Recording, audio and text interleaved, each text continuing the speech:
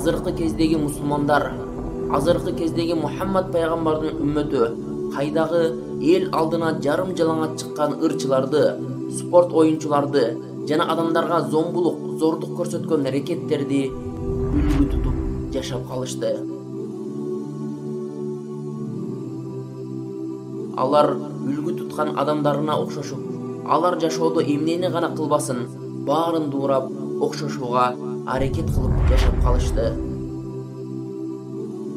Бирок ошол эле учурда качандыр бир бул дүйнөдө жашап өткөн мусулмандарга үлгү тутууга эң өрнөктүү адам бар эле. Ал Мухаммад ага Аллахтын саламы жана салаваттары болсун.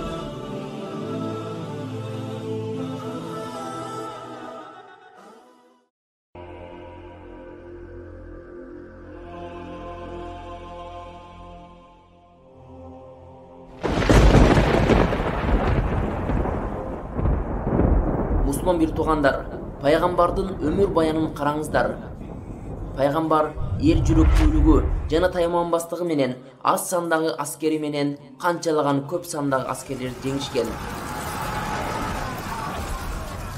Жолдо душмандардын санына карабай, артка кайткыс кайраттуулук кылып, чыныгы баатырлардан болгон. Ал эми үй бүлөсү жана достору менен кичипейил жана ырайымдуу сылык мамиледе болуп, эң сонун адеп ахлагын көрсөткөн.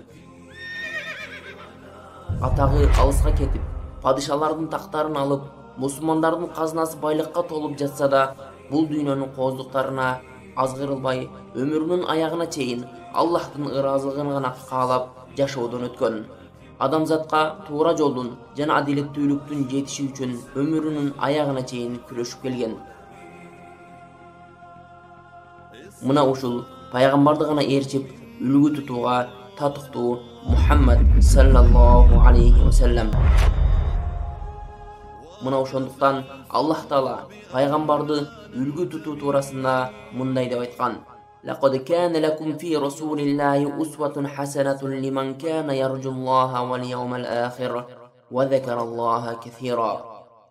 Силер үчүн Аллахтын элчисинде сонун өрнөктөр бар. Аллахтан жана акыреттен үмүткөр болгон, ошондой эле Аллахты көп эстеген адамдар үчүн.